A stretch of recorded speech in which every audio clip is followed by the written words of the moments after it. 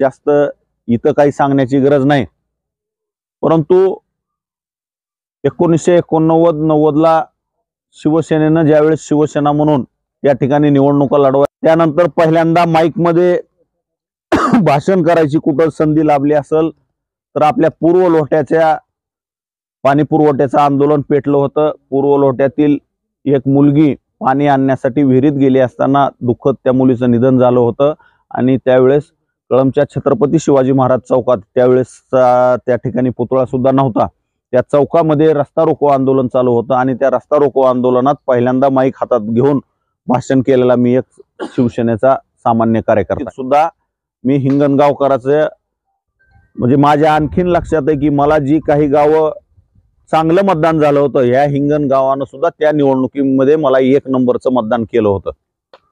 आणि आज तर आपल्या पाठीमाग एवढी मोठी पक्षाची ताकद आहे, त्याचबरोबर आपल्या महायुतीमध्ये अनेक घटक पक्ष आहेत आणि सगळ्यात जमेची कामगिरी म्हणजे या महायुती सरकारनं गेल्या जवळपास 2.5 वर्षामध्ये घेतलेले क्रांतिकारी निर्णय।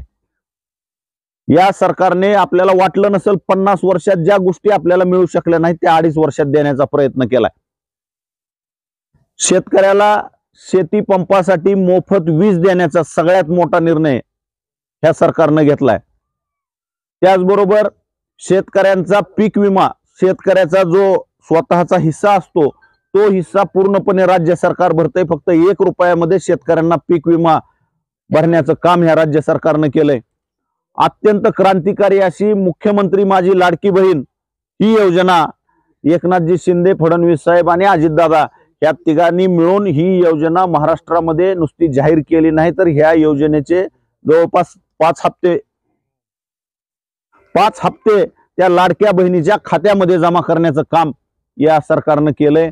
त्यामुळे ह्या सगळ्या योजना आपण लोकांपर्यंत पोहोचवाव्यात। आणि आज मी तुमच्याशी जो संवाद साधतोय ही मी तुम्हाला मतदान मागण्यासाठी आलो नसून मी आपल्याला एक आवाहन करायला आलोय की या निवडणुकीच्या प्रचारामध्ये समोरचे उमेदवार हे राजकीय घराण्यातले, ते राजकारणाचे वारशाने ते राजकारणात आले, ते वैचारिक राजकारणात आलेले नाहीत। त्यांचे वडील तेरणा कारखान्याचे चेअरमन होते, त्यांचे वडील एका अर्बन बँकेचे चेअरमन होते, त्या वारशावर ते राजकारण आलेत। माझ्या पाठीमाग घराण्याचा कसलाही वारसा नाही। माझ्या घरातलं कोणीही मी फक्त ग्रामपंचायतचा गावचा सरपंच झालो होतो, पण माझ्या अगोदर माझ्या घरातलं कुणीही राजकारणामध्ये, माझे वडील, माझे चुलते कुणीही राजकारणामध्ये कुठल्याही पदावर नव्हते। अत्यंत सामान्य कुटुंबातून मी या चळवळीतला कार्यकर्ता आहे आणि त्यामुळं मी तुम्हाला आवाहन करायला आलोय। दिवस फक्त 13 दिवस राहिलेत। या 13 दिवसामध्ये जवळपास 150 गावं आणि 2 मोठी शहरं कळंब आणि धाराशिव हे एवढं लोकांपर्यंत आपल्याला पोहोचायचंय। वेळ कमी आहे। मी तालुक्यातल्या आणि आपल्या विशेष करून हिंगणगावच्या सगळ्या मंडळीला विनंती करणार आहे की आता इथून पुढे 20 तारखेपर्यंत तुमचा माझा संपर्क होईल किंवा नाही होईल, शक्यतो होणारच नाही। आणि माझी तुम्हाला कळकळीची विनंती की मला जास्तीत जास्त लोकांमध्ये जाण्यासाठी वेळ मिळावा म्हणून आपण सगळ्यांनी, माझ्या घरात कुठलाही वारसा नसल्यामुळे मी तुम्हाला इथं जबाबदारीने सांगतोय की तुम्ही सगळ्यांनी, की मी अजित पिंगळेचा भाऊ आहे, मी अजित पिंगळेच्या घरचा आहे, म्हणून तुम्ही सगळ्यांनी मिळून या मतदारसंघामध्ये जास्तीत जास्त या मतदारापर्यंत पोहोचावं आणि आपल्याला विजयी करण्यासाठी, आपल्याला त्यांचं मतदान मागण्यासाठी आपण सर्वांनी काम करावं एवढी या ठिकाणी विनंती करतो। आता तुम्हाला जास्त सांगायची गरज नाही, पण ह्या निवडणुकीमध्ये काही खोटं पसरवायचं काम चालू आहे।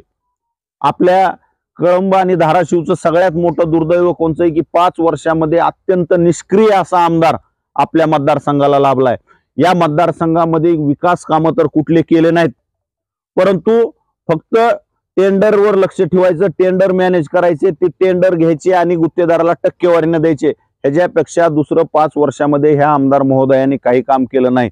आपले धाराशिवला कुणी नातेवाईक असतील, कधी जाणं येणं झालं तर तुम्ही नातेवाईकाला विचारा, अगर गेला असतात तर बघितलं असेल, एकदम त्या धाराशिव शहराची अत्यंत वाईट अवस्था ह्या आमदारांनी केली। भूमिगत गटाराच्या नावाखाली भूमिगत गटारीचं काम करत असताना जास्त टक्केवारी देणाऱ्या कंपनीला काम दिलं आणि त्यांच्याकडून टक्केवारी घेतली। आज त्या शहराची अशी दुरावस्था झाली, शहरामध्ये पावसाळ्यामध्ये अक्षरशः आपल्या शेतातले रस्ते बरे, पांदीचे रस्ते बरे, एवढी वाईट अवस्था आपल्या जिल्ह्याचं हेडक्वार्टर असलेलं धाराशिव शहर आहे त्या शहराची अवस्था केली।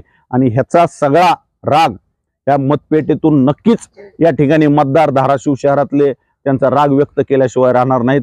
परंतु आपल्या कळंब तालुक्यानं सुद्धा एक आपला माणूस, आपल्या घरातला सामान्य कुटुंबातला माणूस म्हणून आपल्या पाठीशी आपले आशीर्वाद उभा करावेत एवढीच या प्रसंगी विनंती करतो. आणि त्यांच्याकडून जे निष्ठेच्या गप्पा मारल्या जातात की निष्ठावंत शिवसैनिक आहे, ह्या बंड होत असताना कुठं गुजरातच्या बाउंड्रीवरून माघारी आला.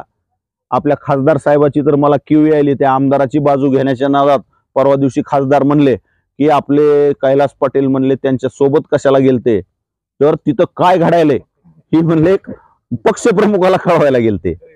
मग पक्षप्रमुखाला कळवायला गेलते तर मला वाटतंय पहिल्या दिवशी 2-3 तासात माघारी पळून येऊन कसं कळवून जमल. मग काय व्हायलंय कळवायचं होतं तुम्हाला, जर तिथं खबऱ्या म्हणून राहायचं होतं तर ज्या दिवशी एकनाथ शिंदे साहेब शपथ घेणार आहेत त्याच्या आदल्या दिवशी तरी बाहेर निघायचं आणि तोवर बातम्या कळवायच्या. नाही, मला वाटतंय कुठलं तरी मोठी त्यांनी नशा केली होती काय की गाडीत बसताना, कारण की ती जाताना नशेत होते, जेव्हा त्यांची नशा उतरली तेव्हा बाहेर आली असंच म्हणावं लागेल ना. आता माणूस जातोय अर्ध्या वाटापर्यंत जाते, बाउंड्री पर्यंत जाते, माघारी येते, खासदार साहेब आपलं त्याचे केविलवानं ही करायला लागलेत. मग ते आता काय झालं कसं झालं त्यांच्या जीवाला माहिती. आणि ते म्हणतात मी निष्ठावंत शिवसैनिक आहे. बरं, निष्ठावंत शिवसैनिक कोणाला म्हणावं की ज्या जीवन गोरेंनी, ज्या डॉक्टर साहेबांनी तुम्हाला मोठी मोठी पदं दिली आणि त्या जीवन गोरेच्या मुलाला जिल्हा परिषदचं तिकीट मिळाल्यानंतर तुम्ही तिकिटासाठी शेवटच्या फॉर्म भरायच्या अर्धा तास अगोदर शिवसेनेचा बी फॉर्म घेतला आणि तिथून पुढे शिवसैनिक झाला. आणि ही निष्ठावंत शिवसैनिक. आणि आम्ही जेव्हा आम्हाला काही कळत नव्हतं, मतदानाचा अधिकार नव्हता, तेव्हा बाळासाहेब ठाकरे, गोपीनाथ मुंडे ह्या लोकांच्या वैचारिक पातळीवर तयार झालेले आम्ही शिवसैनिक आहेत. आम्ही अपक्ष लढलो, त्याच्यानंतर आम्हाला इतर पक्ष सरकार बी